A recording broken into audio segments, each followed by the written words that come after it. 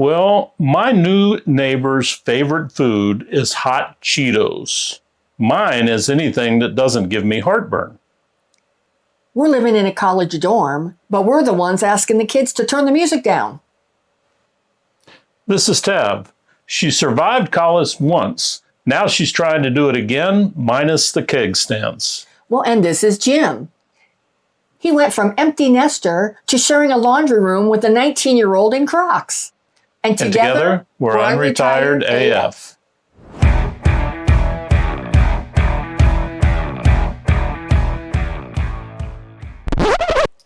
Well, welcome to today's episode of the Unretired AF podcast. The podcast is specially created for the over 60 rebellious bunch.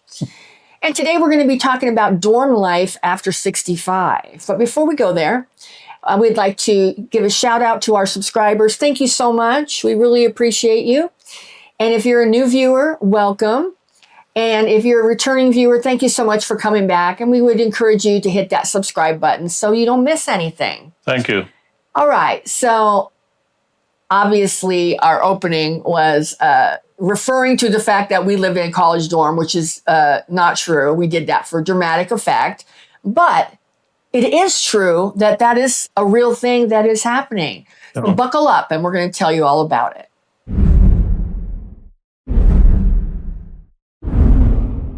Some U.S. colleges are actually offering on-campus housing to seniors. And we mean seniors over 60, not seniors in college.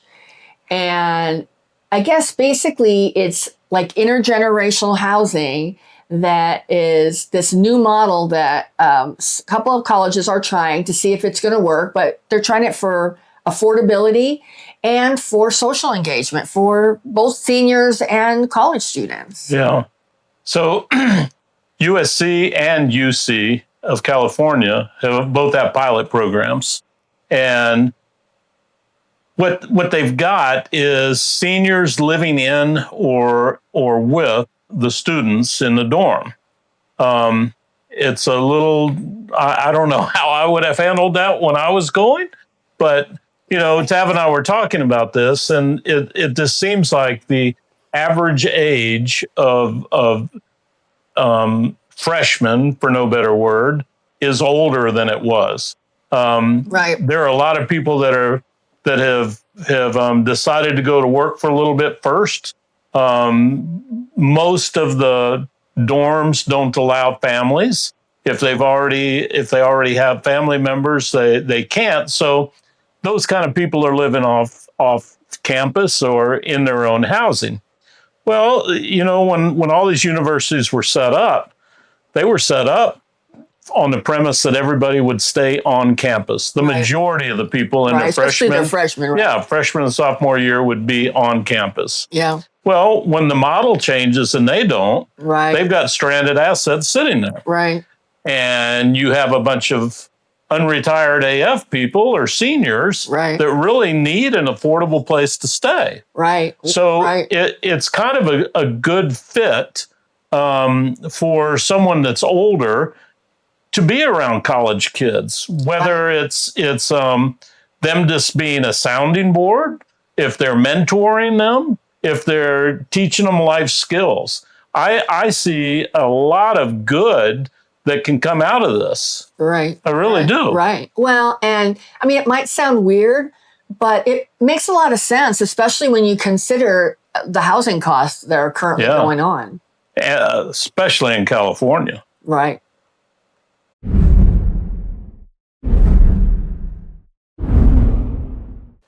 Well, as many of us know, I mean, retirement communities can be really expensive. And they can also be isolating for seniors. They move into a retirement community and, you know, they don't make any friends because a lot of the other seniors that are there already have established friendships or they just don't want to because they're crotchety, which we know there's a bunch of people in that category too. And so, you know, you've got the student housing is cheaper for them than going into retirement community. And it's more connected. It's got activities and it includes amenities that maybe the retirement communities don't have. And we're not talking about care facilities No. here now. We're talking about We're independent living. Independent living. Yeah. Independent living. Right. So, we as boomers, we crave community. We crave walkability. We crave being able to do things on our own. Right. We Independence. don't. Pardon? Independence. Yeah, big time. Right. We like the intelligent engagement. Right. We like having people challenge us. Right. Well, and they're learning too. All these kids are learning, so they're open, hopefully. Well, and some of the people we've read that are staying there are enrolling in classes. Right. And that's fantastic. Yeah, to have, better themselves and to pass the time. Right. It's great. So the one thing, though, is most of the boomers are not going to be asked to turn their stereo down at 2 a.m. So that's something that they also can add to the community is a little depth in that area. Well, but how do the college students feel about having their gray-haired dorm mate?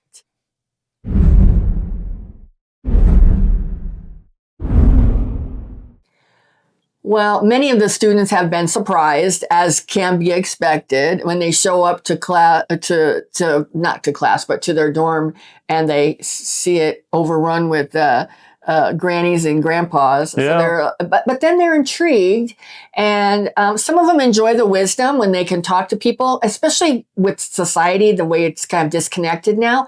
A lot of them don't have relationships with a grandma, grandpa figure in their life. So this can, bring a replacement, a quasi replacement into their life. So they appreciate the wisdom, hearing about the old days, the chill energy that the seniors bring, because we do have the chill factor. Others do feel a little weird when Carol from 3B is crocheting by the microwave. That would be weird. Yeah. But you know what? A lot of the young people are taking up crocheting too. That's true. So they can learn. The Carol can teach them. Yep. And her husband, Bob, is showing the guy how to properly prepare the keg, because Bob's done it a lot of times. Right. The intergenerational friendships are developing. Right.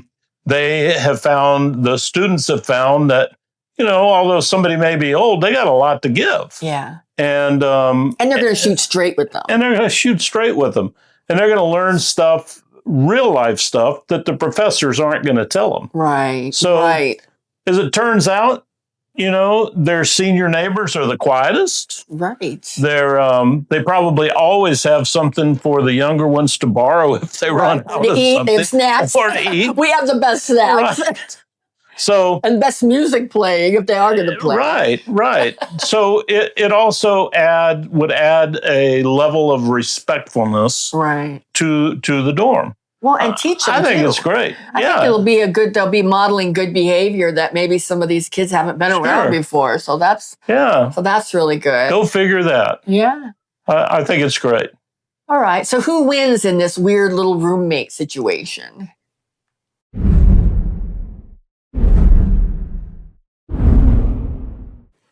Well, as it turns out, it's really good for boomers who are feeling a little bit disconnected. It puts them back into a social situation, but on their own terms too. I mean, they can be as active or as inactive as they want to be. Sure. I mean, it's also great for seniors who've been priced out of traditional housing. Right. And it's great for the colleges because, as Jim said, if they've got these stranded assets, all this empty space because maybe freshmen aren't going to the dorm rooms anymore like they did in the past, it's a win-win for everybody. Yep. And I think they're going to find surprising benefits from it. Yeah. So if you're a student and you're open to mentorship, man, that's the place to be. Right. All of us as boomers, we've all got stories. Right. We've all got stories. In fact, most people are like, we've heard that, don't tell us again kind of thing. You have a whole new audience. They have a whole new audience. They have a whole new audience. So, it's I personally see it as a win-win for everybody. Yeah. As you said, the affordability factor for the seniors. Yeah. And the stability for the students. Yeah. Yeah. It'll be interesting to see if it, if it takes off in California, if it will expand. I think it is in other states. I just couldn't find any information about it. But it did say in the article, which we will put in the end credits and in the video description, it was an LA Times article that highlighted this. So we'll put that information in the description so you can see it. Well, how cool is it that a bunch of your neighbors are over 21 and they can get you any liquor they do? No, don't be a bad influence. So the takeaway from this episode is that, dorm life in your 60s might sound ridiculous, but I think if you have the right mindset, because this is solving real problems in creative ways, but I think you have to have a good mindset. I don't think you can go in there and be the quote stereotypical boomer, because there is a lot of generational resentment. Yeah. I don't know if so much from the Gen Z, but I know certainly from the millennials towards our generation, the boomers. So I think you can't go in there telling everybody to, pull yourself up by the bootstraps. And I don't think you can go in there dispensing that sort of advice that they don't appreciate. But I think if you can be cool, be the cool grandma, the cool grandpa. I think you can find that, you can hit on affordable housing, lifelong learning opportunities, and intergenerational connection. And we're here for it. Yeah. Yeah. And for you as a boomer, it's not about stepping back. Right. It's really not. No. It's about rethinking what forward looks like. Right. Now, I will caution you. I would ask if you're going to do a Jell-O shot, I'd ask if it's sugar-free and if it comes with electrolytes. So we have a comment section. You may think we're just crazier than hell for even bringing this up, but it's real. So we'd like to hear your comments on it. Yeah. From the millennials to the boomers, what your thoughts are with this. Yeah. If the millennials, if you don't think it's cool for grandma and grandpa to be there, tell us, but it's happening. Well, and they're probably not in the dorms anyway. They're older. Yeah, probably. I don't know. I don't get too many Gen Z people doing the hey boomer thing. Yeah. So anyway, if you have a comment, drop it in our comment section. We appreciate all the comments that we've gotten, and we'll continue to get. To our subscribers, thank you so much. You guys are the ones that keep us going, and we appreciate you all. Thank you. Yeah, and we made this channel for you. This isn't just about me and Jim doing what we want to do. It's a collaboration between our viewers and us, and you tell us what resonates with you on the topics that we cover. And if you want to see something additional or something different, or you have an opinion about it, please share it in the comments. Our channel's evolving, and it's going to be evolving based on the collaboration between us and our viewers. So thank you so much for all the support that we've received. We've received some great comments, and and if you've trolled us, we can handle it. We have thick skin. You can piss off, and we can handle it. You don't scare us. So anyway, if the tale does resonate with you and you like what you're hearing here and you want to hear more, please hit that subscribe button so you can get our channel or our videos in your feed every day, Monday through Friday. Well, we're not slowing down. And neither should you. And together, we're Unretired AF.